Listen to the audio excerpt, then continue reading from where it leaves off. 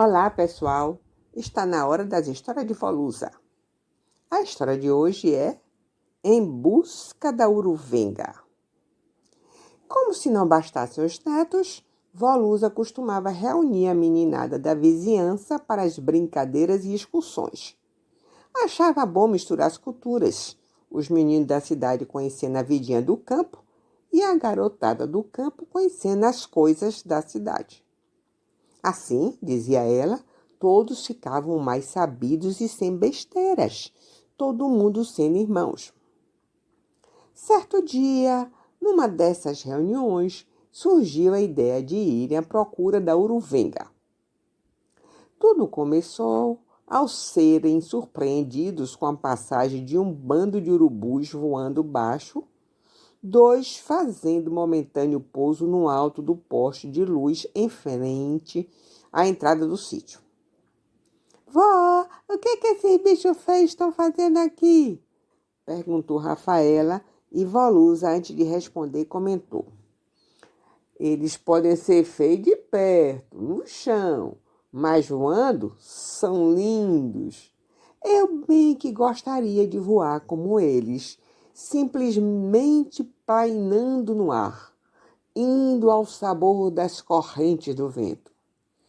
Já repararam que eles são as únicas aves que plainam para cima? Como assim, vó? Mário quis saber. Normalmente, as aves plainam somente descendo, aproveitando a força da gravidade. Já viram falar que de para baixo todo santo ajuda? Pois é. Mas os urubus plainam também subindo, indo para qualquer lado, porque eles são senhores conhecedores das correntes de ar. Cada coisa, né? Tudo na natureza tem sua beleza, disse Jô, que indo passando parou para ouvir o que Volusa falava. E como, Jô? E como? Volusa enfatizou. Mas se eles voam tão bem, por que passaram tão baixo por aqui? Rafaela insistiu.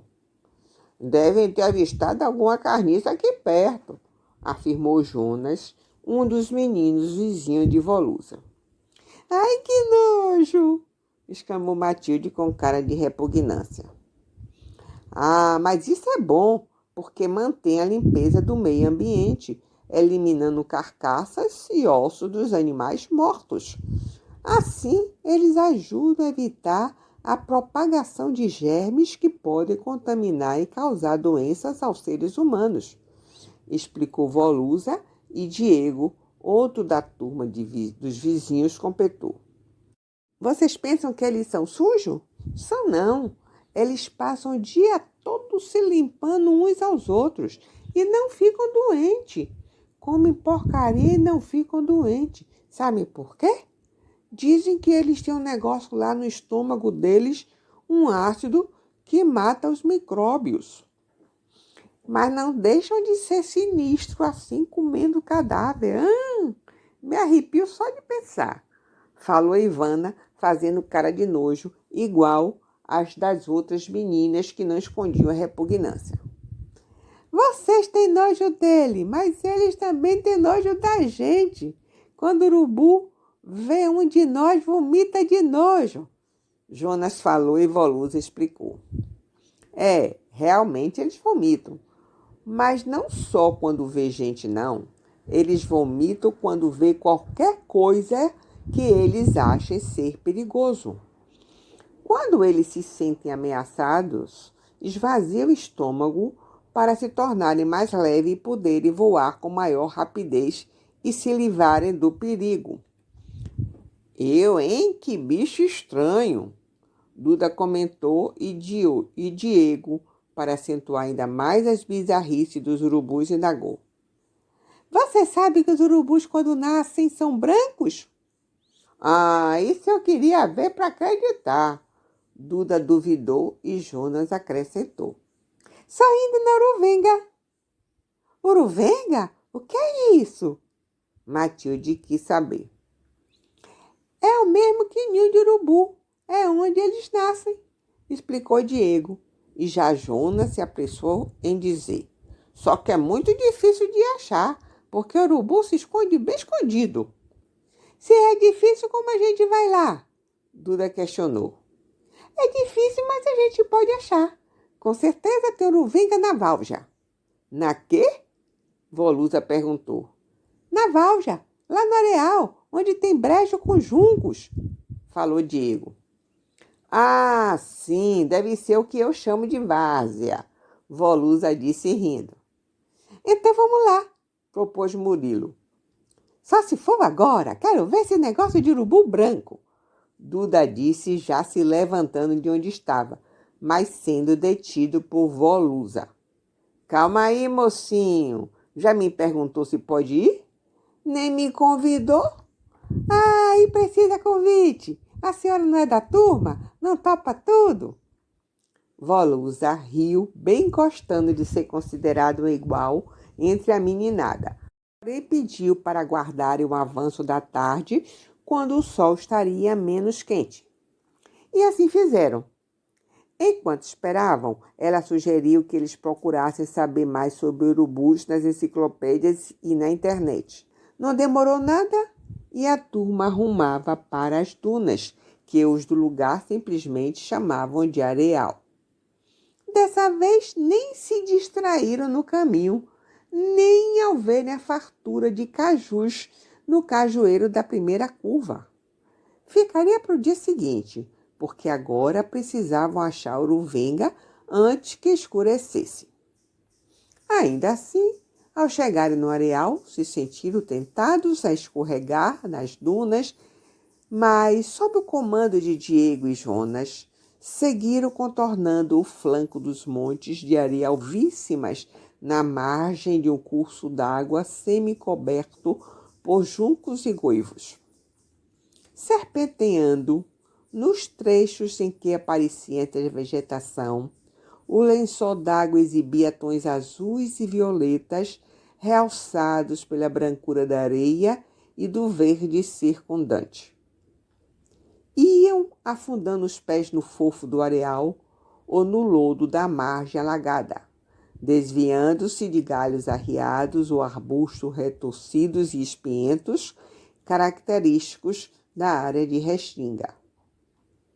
O caminhar era um tanto cansativo, mas a turma estava decidida e havia belezas aqui e ali, em forma de orquídeas, cactos, cabeça de frade, capim rosado, moitinhas azuis de balainho de velho, ou de minúsculos pompons branquinhos, ou toceiras de guajiru com seus frutos vermelhos, diversos fungos, tapetinhos de limo.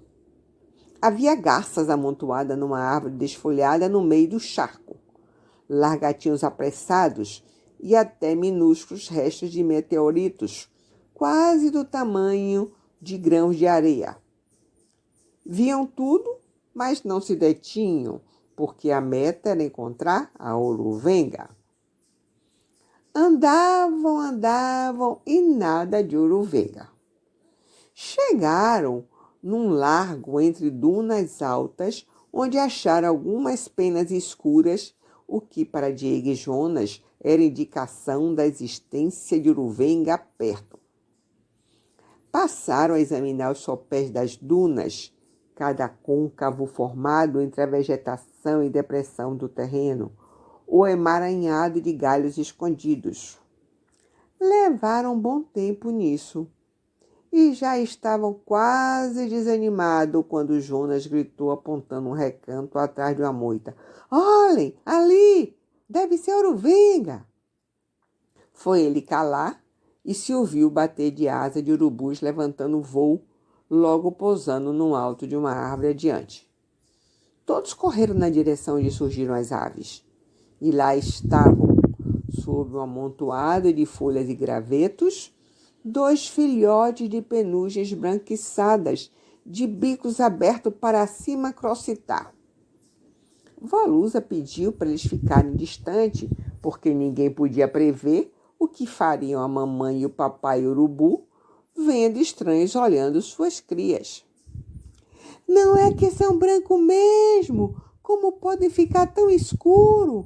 Falou Duda. Pois é, Duda. A natureza adora surpreender e misturar tudo. Faz branco ser preto, amarelo, vermelho, pardo. Para a natureza não há o impossível nem discriminações.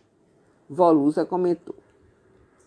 Os pais urubus se mexeram na árvore e Janaína falou. Eles devem estar chateados com a gente. Estão querendo ver os filhotes, trazer comida para eles. Acho que devemos ir embora. Volusa também achou que era mesmo hora de voltarem. No caminho, se divertiram subindo e descendo, escorregando nas dunas altas, como se fossem escorregadeiras ou tobogãs. Houve também quem descesse se embolando dando saltos. No final, ainda puderam contemplar o pôr do sol, que tingia a alvura da areia com tons rosados, enquanto incendiava o horizonte atrás da mata que contornava a várzea. Chegaram ao sítio cansados, mas felizes. E por hoje é só. Vamos deixar a turma de Volusa descansar. Até logo! Se vocês gostaram desse vídeo, curtam, compartilhem com os amiguinhos e se inscrevam no canal. Muito obrigada! Texto, narração e edição de Gilca Bandeira. Imagens do arquivo pessoal e da internet.